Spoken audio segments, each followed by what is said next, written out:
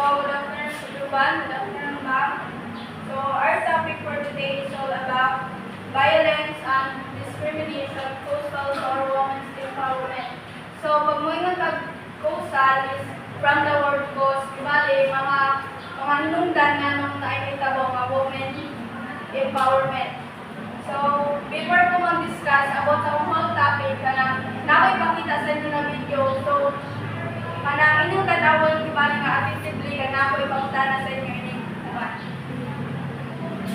So, kanina video is all about kung ano yun siya katong kita RE na nagkuhan sa mother and children bitaw nag-protect. So, the RE na.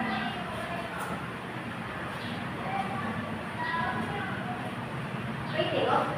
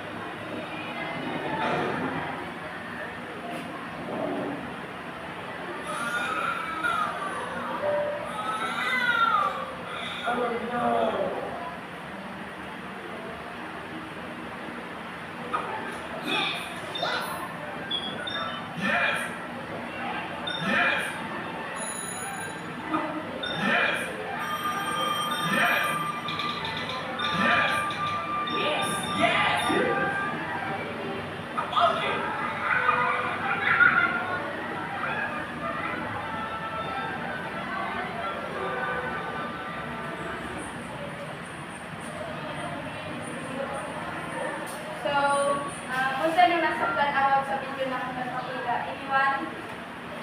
So, Ms. Obang? Katong ka na ang mga women without privilege, discriminate sila ng violence sa mga lalaki. Marag i-take advantage bitaw ilang ka ng kakayahan na sa amon na bakit babae ra is ka na lang kaya buhaton. Isa pa? Si Ms. Maisol? So, ako nasaktan sa video is all about violence na pila sa mga bahay at also sa mga bata. So, sa kanto share ng video is makainom ko na ang parents gali kong makawal na pinatong nila discriminate sa laki na ang bias ka ng gusto nila sa ilahan. And also, ka ng mga pituhan gali ang mga bata na gusto ka ng hirap sa ilahan, but also sa mga bata na ka ng ilang mga anak. So, Samba? From the boys at the back. Why na yung empowerment ito mga violence nga or abuses na nakuha sa mga body nila na-experience nila. Samba? Sige, Mr. Fidelo. Sa mga bandayan sa video is karoon discrimination o abuses sa women and children, tapos dapat daw we must take action daw sa mga injuries. So, Sige na saan? Wala? Si Ms. Grande. Aside sa kanto is kaya ang gibali na ikaway sa lahat ng balay is kaya kapitbahay is kaya bira sila ngayon na o bira sila kung ilang taon ba't na sila buhat o pwede para masunod para sa mga tabang sila sa ato na abuse. Wala na. So, ba't na video is talk about ganang itang mga women na ginadaw-daw sa isang family or bisan asa. So, dili na to kanitan awon or bahala na sila ilapit na ng life. Bali mo take action ta para makontrol bitaw or mawala na to ng mga abuse.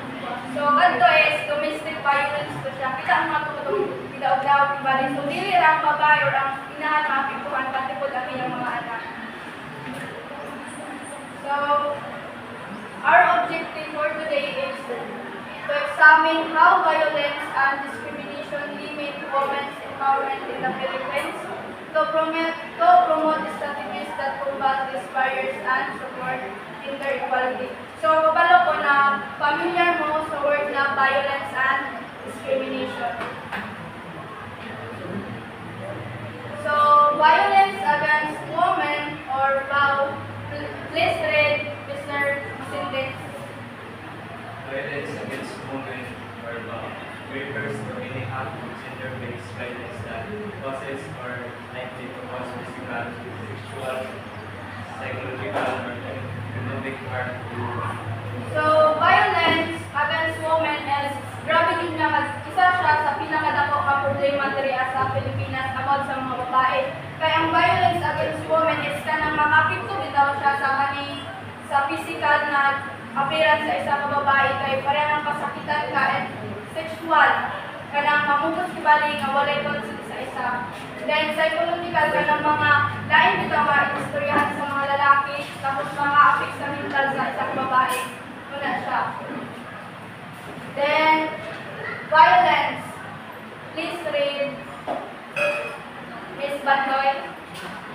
The intentional use of physical force or power, threatened or actual against oneself, another person, or against a group or community that either results in or has a high likelihood of resulting in injury, death, physiological harm, maldevelopment, or deprivation. So violence is all about kanang bitang intentional or kanang kagustuhan jud mo nga manakit sa usa ka babae ba nga makaharm ka sa iyang physical appearance or sa iyang kaning mental. Diba? Tapos naapoy ka ng mga violence nga makakos bitaw ka ng sakit sa lawas o pwede po mamatay ang isa ka tawo. So kanang violence is wala na nung isabutan, intention din ang mga nibuhat sa isa ka tawo. Kay balik na kay kalakot sa iya or kanang di ka lang na tawo, so mahimo din yung mga violence. So, there are common types of violence against women in the Philippines. So, number one is physical violence.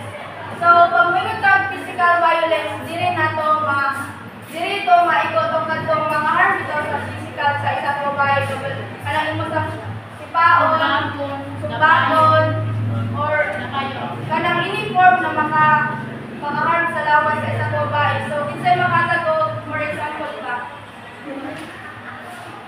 Sige, Ms. Valerio, stand up. Example na physical violence, kanang mag-asawa nga, sumbana, kalahupon nga, pag-uli, pambukbukan sabantay nga na. Nakasilingan ko ana dito sa Davao nga, grabe kaloy ang asawa kay labayon ng kaldero o sa makitaan, sumbagon mo na siya ang physical violence. Okay, so, nakita mo yung hitting, sumbagon, slapping, sagpaon, na siyang gamit to, of course, sa imong tail ba or sa imong kamot. Then, number 2 is sexual violence. Please read Mr. Ochada. Sexual violence, rape, sexual assault, molestation, and coercion is not inorganic sexual. So, what is your understanding about sexual violence?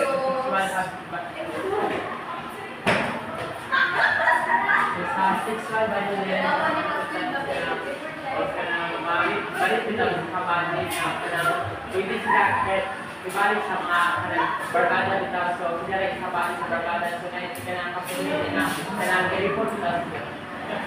So, ang sexual violence is dili na siya about sa kanang rape.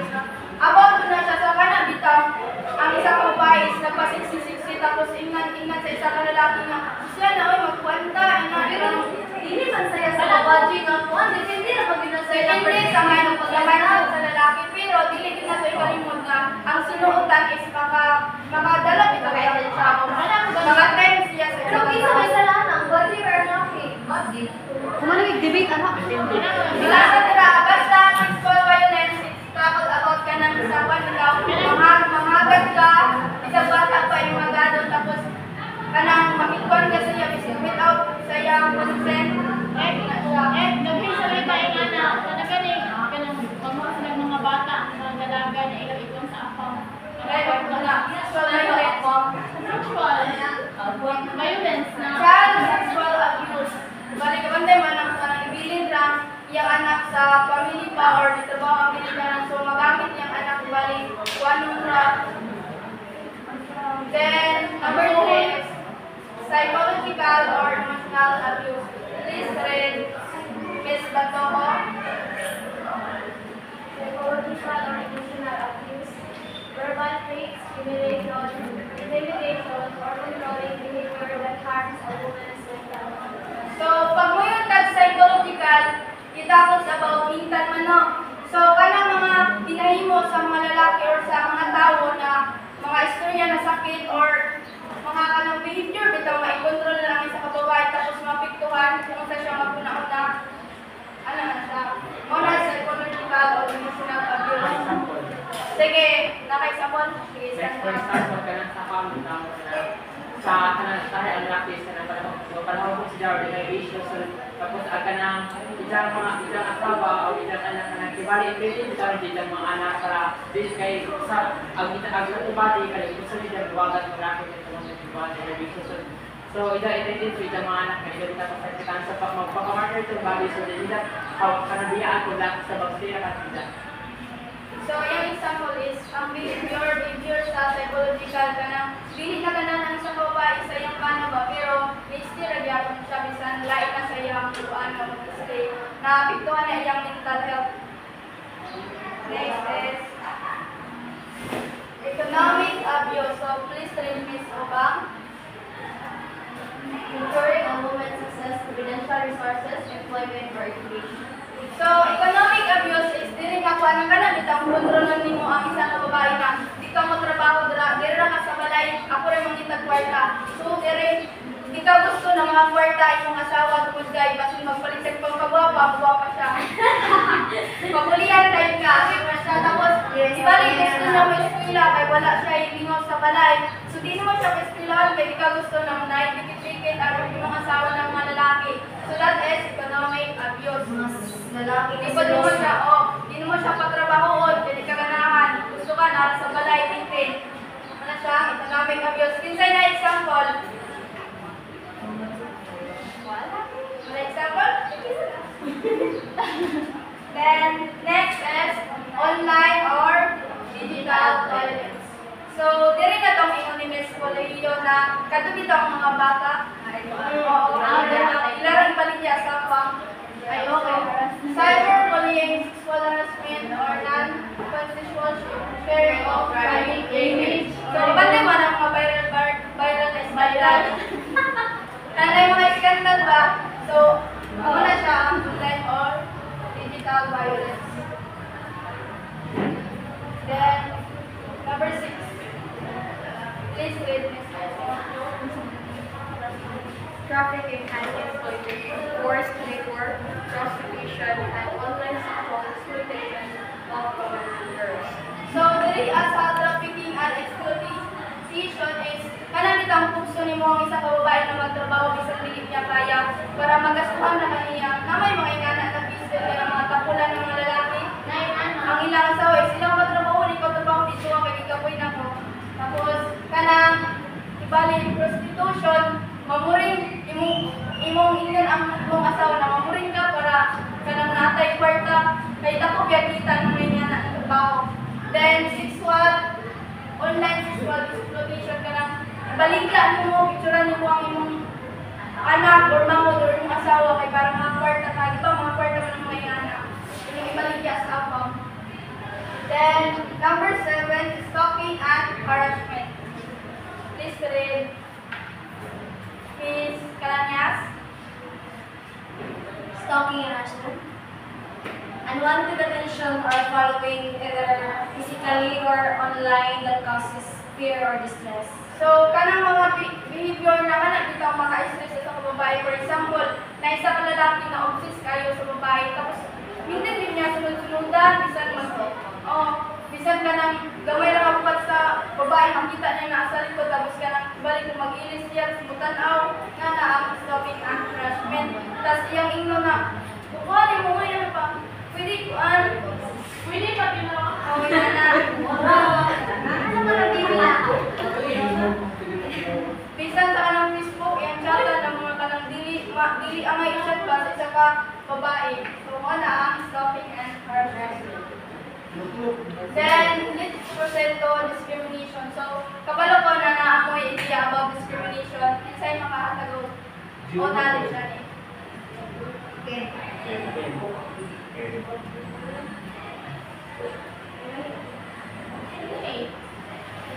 Namula, on your own understanding, what is discrimination? I believe. For my own understanding,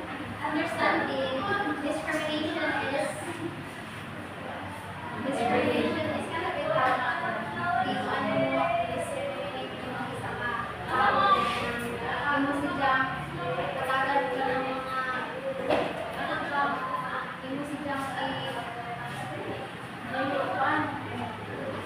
Short na rin pangawlaw rin po.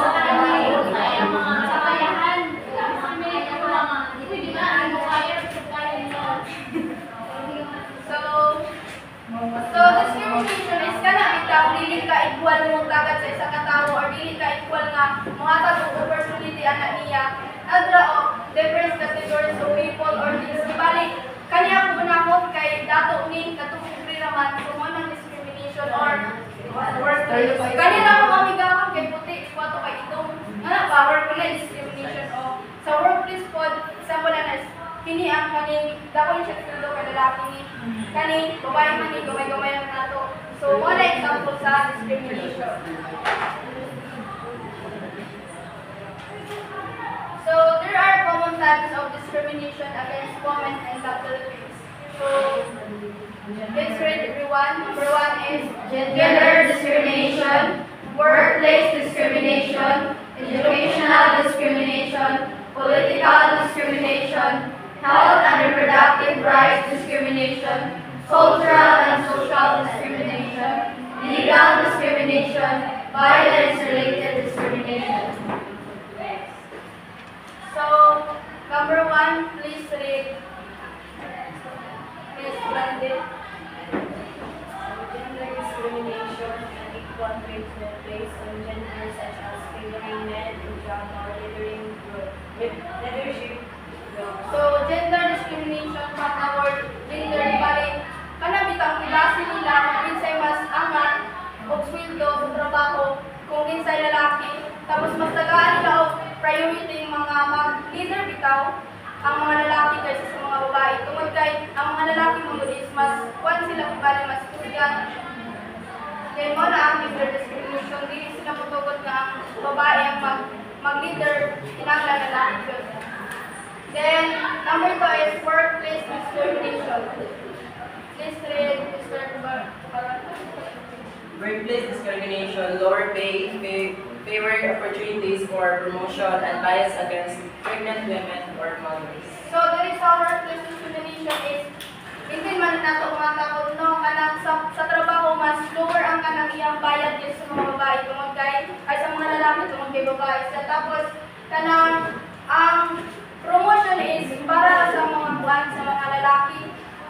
Then, ang kanang uban po is muagis bitaw sila abot sa kanang pag mga babae is kanang hapit na mga anak, ibalik na, tapos ang uban dili mo sugot na ingana ng mga buwan, trabahoan na.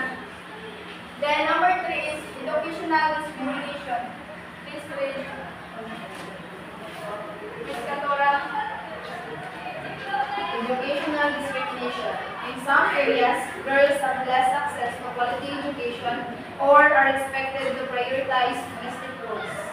So, ang educational discrimination is kanang bitang sa mga urban area, kabantay man sa kanang mga lagyo na sa city. Diba ang mga babae guys, dili nila kaya kay ilang ipupos nga ang mga babae nara sa balay, may magatiman sa iyang mga manghod or sa iyang mga anak, dili nila kaya wala educational discrimination. Then, political discrimination. Fewer women hold leadership position, women in politics often is gender bias or stereotyping. So, ang political discrimination is diri na itong katupit ang inguna ko kanina na ang mga lalaki ray kanang na-favor ba nga sila ang mag-vote sa kaning leader. Kabantay mo pag dagan og eleksyon na mas tagay mo boto sa mga lalaki kaysa sa mga babae kay ilang i-question ba nga kayo ba kanang sa babae nga babae na siya nga na Una, stereotyping, pag-discriminate ang kakayahan sa mga kababaihan, quality. Pero karon, iba na ang mga more on lalaki ang lalaki. Then, next is health and reproductive rights discrimination. Please read this conference. Limited access to reproductive health services. So, dili man tanan no, pero sa kanang mga urban or layo sa cities, wala sila kanang limited lagi nilang access. Ang uban guys, wala sila health center. So, dili gid sila ma-prioritize or matagan og kanang pag-ibali mga nakay na sila. Dili sila dayon madali-dali adto sa ospital kay layo man sila. Karon wala ang health and reproductive rights discrimination. So, karon is na may mga ospital noon sa mga bukid-bukid. The next is cultural and social discrimination. Please read Mr. Masingbi. Cultural and social discrimination. Traditional gender roles expect women to be submissive or dependent. So there is kanang traditional gender roles, unsay traditional gender roles sa mga babae, iba na alam sila sa bayay. Moy mag-nurture sa mga bata, magatiman, sila ang kanang or emotional na sila. Tapos ang social discrimination is na nakita din sa mga tao sa isang community na ang mga babae dili din sila para sa kanang mga ginahimo ko sa lalaki nga mag-lead. Naragin na sila sa balay mo na ang kanang sa society nato sa una. Pero karon kaka na may mga naghimo og moment empowerment na dili lang kay babae ka kundi kaya pud imo ang ginahimo sa mga lalaki. Pero naay limit. Then legal discrimination. So this is Ms. Katolan. Although laws exist, some are poorly implemented, and women may struggle to access justice. So in legal discrimination, unsa ang masabta? Legal discrimination is mas ang ikuan na dira nga mga laws is kanang mas i-prioritize nila tibali mag-banner ka lang mga ipili nila mga kanang kalisod gani pura kayo ang mga pag-implement tibali. For example, kanang naay isa kaning tawag kani ang case nga ingana then mas kibali na gyapon dihang gi-implement ta kanang mas ikuan nila kay cover ingana. So, example sa legal discrimination is kana bitaw na babae na direct tapos ang din sa dato. So, guys, bisa na ilo nga nag-exist. Kung bayaran na to sa dato, ang kanang kuan ng kaso, useless ra gyapon. So, wala ang legal discrimination. Alam na. Oh, daghan man na karon. Kita ka na. Then 8 is violence related discrimination. So, please read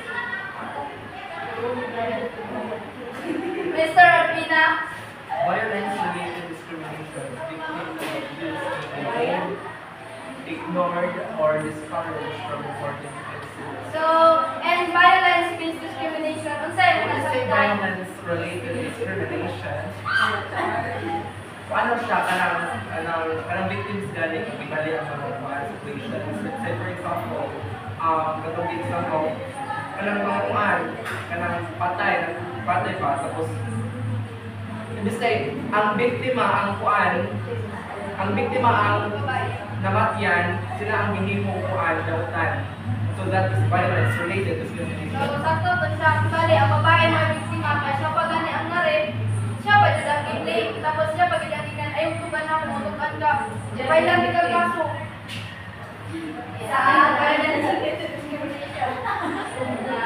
Then, dirata ko ito kasi Miranda naman ako mag. So, get what's up? Mag-review sa akin.